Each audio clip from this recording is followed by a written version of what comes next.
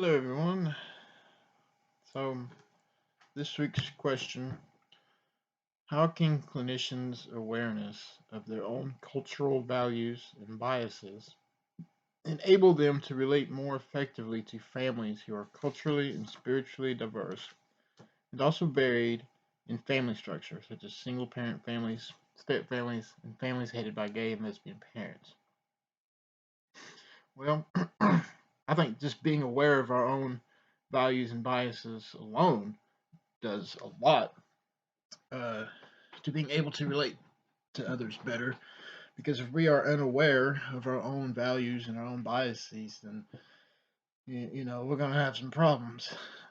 It's hard to relate to others. If we're coming at them, you know, with the same framework that we are at. Um, and I think that this is especially important um, in the area in which we are at. This is the Bible Belt, as they say, and a lot of people hold on to the traditional values and beliefs. Um, However, that is just no longer the case. Um, the traditional family model is basically non-existent, from what I can tell. Um, and there's lots of reasons for that. Um, and that's okay. Just because we have a different idea of what should be doesn't mean that it's the best case for everyone else. Uh, and that's really all you need to know. You know, um, it can be done. I mean, I kind of hold more to the traditional stuff myself after bouncing around and trying a few different things. But now I've got you know more friends and more people than not uh, that does not hold to the traditional you know household stuff. Um, and it's all just understanding that we are all just people, right? We're we're all children under the one source. Um, there's nobody that's better than any other else.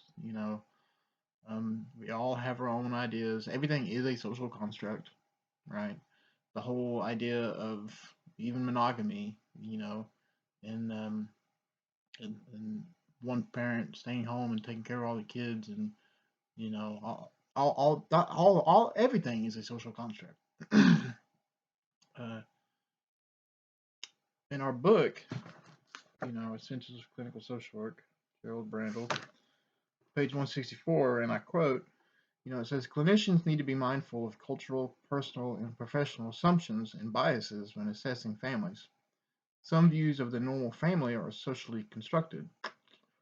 The idealized nuclear family model with gendered breadwinner/homemaker roles now is found in only a small band on the wide spectrum of families. Yet social expectations can compound a sense of deficiency and failure for those who don't fit that model, especially single parents. Those who don't conform to cultural or religious standards for marriage and family, such as same sex couples and lesbian, gay, bisexual, and transgendered parents, are gaining wider acceptance, yet still face stigma and inequalities. Now, here's the really interesting part. It says studies over the past 2 decades have found abundant evidence that children can thrive in a variety of family arrangements, including gay parenting.